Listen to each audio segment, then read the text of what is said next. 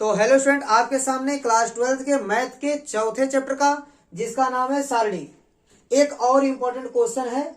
देखिए इस क्वेश्चन को कैसे करेंगे।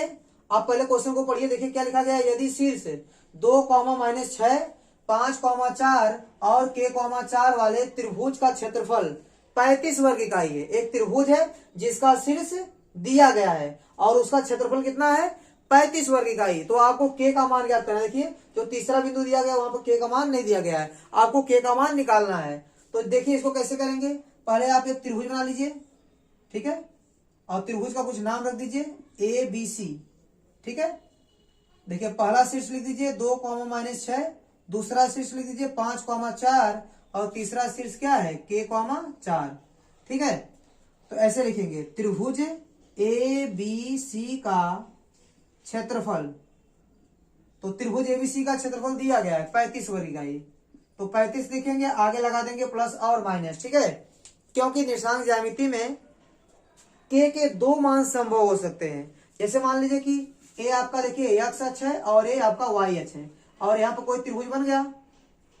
इसका क्षेत्रफल इसी के ठीक बराबर तीसरा पॉइंट नीचे होगा, तब पर भी क्षेत्रफल क्या आएगा उसी के बराबर आएगा।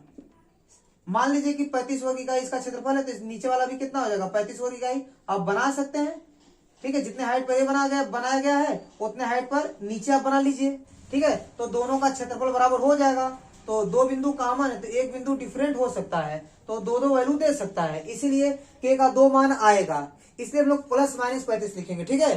तो मान लीजिए इधर साइड में जो क्षेत्रफल है वो +35 मिल रहा है, तो उसके अपोजिट साइड में जो क्षेत्रफल मिलेगा वो पक्का -35 मिलेगा, ठीक है। तो ये प्लस में है तो ये माइनस में आएगा, इसलिए हम लोग पहले से ही प्लस और माइनस लेकर चलेंगे। चलिए इसको सॉल्व कीजिए।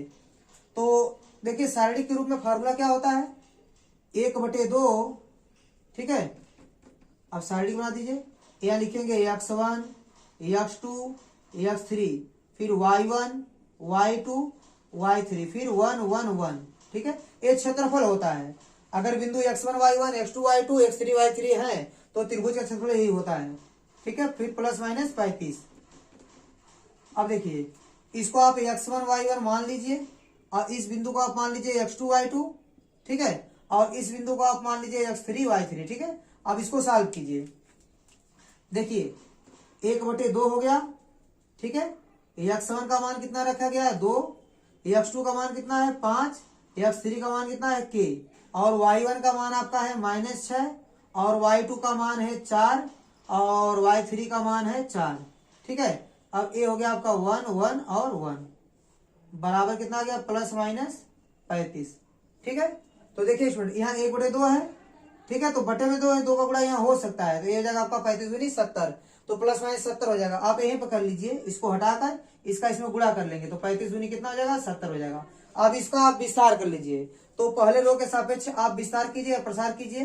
देखिए ये हो जाएगा 2 गुणे, तो 2 से जाने वाला रो और कॉलम गायब, ये सब गायब हो जाएंगे। ये 4 संख्याएं बचेंगी, तो 4 × 4, फिर माइनस, फिर 4 × 4, तो 4 - 4।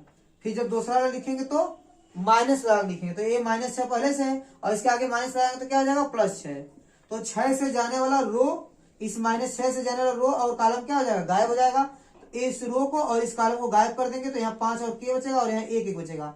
तो 1 का गुणा 5 में करेंगे तो मिलेगा 5, फिर माइनस k का गुणा 1 में करेंगे तो आपको मिलेगा k, फिर +1, ठीक है। तो इस 1 से जाने वाला रो और कॉलम को गायब कर दीजिए तो ये चारों संख्याएं बचेंगी। तो 4 का गुणा 5 में होगा 5 को 20 और माइनस k का गुणा 4 में होगा तो आएगा आपका 4k बराबर क्या है आपका +-70 है, ठीक है। देखिए 4 में 4 जाएगा 0, तो ए वाला आपका हो जाएगा 0, तो 0 गुणा 2 में होगा तो वो भी 0 हो जाएगा, तो ए वाला पद आपका 0 हो गया। फिर प्लस 6 का गुणा कीजिए 6 × 5 = 30 माइनस 6 गुणे k तो 6k हो जाएगा, प्लस 1 का गुणा करेंगे कोई असर नहीं पड़ेगा तो 20 - 4k बराबर +-70 हो जाएगा आपका। अब ध्यान दीजिएगा ये 30 और 20 जोड़ेंगे तो 50 हो जाएगा, -6 - 4 आपका हो जाएगा -10k बराबर +-70। देखिए दो चिन्ह यहाँ पर है, एक प्लस वाला एक माइनस वाला।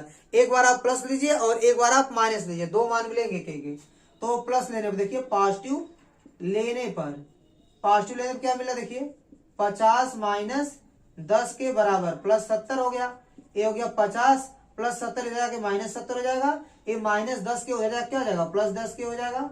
50 और माइनस 70 प्लस 50 तो कितना आएगा माइनस 20 बराबर 10 के। तो के का मान कितना आएगा माइनस 20, गुणांक जाएगा बटे में, बटे 10 तो कितना आएगा 10 दूनी 20 माइनस 2 मिल जाएगा। तो के का मान मिलेगा आपको माइनस 2। अब एक बार आप निगेटिव ले लीजिए, क्या लिखेंगे निगेटिव लेने पर देखिए क्या मिलेगा आपको 50 माइनस 10 के बराबर, निगेटिव लेंगे तो माइनस 70 हो जाएगा। ठीक है, ये हो गया आपका 50 और ये माइनस 70 क्या हो जाएगा प्लस 70 बराबर माइनस 10 के उधर जाएगा तो क्या हो जाएगा प्लस 10 के। अब देखिए 70 और 50 जोड़ देंगे तो हो जाएगा आपका 120 बराबर 10 के। तो के का मान क्या आएगा के बराबर गुणांक बटे में जाएगा 120 बटे 10 तो ये 0 0 कट जाएगा, आपको क्या मिल जाएगा के का मान, के का मान मिल गया आपको 12। तो के यह दो ठे मान मिलेंगे, कौन कौन माइनस 2 और 12। आपको के का मान मिल गया, ए आपका आंसर हो जाएगा। ठीक है, और ए का आंसर यह हो जाएगा। ठीक है, के का मान -2 और के का मान +12। ठीक है, तो स्टूडेंट उम्मीद करता हूं ये क्वेश्चन आपको अच्छे से समझ में आया होगा। इस टाइप के जितने भी क्वेश्चन होंगे आप आराम से लगा लेंगे।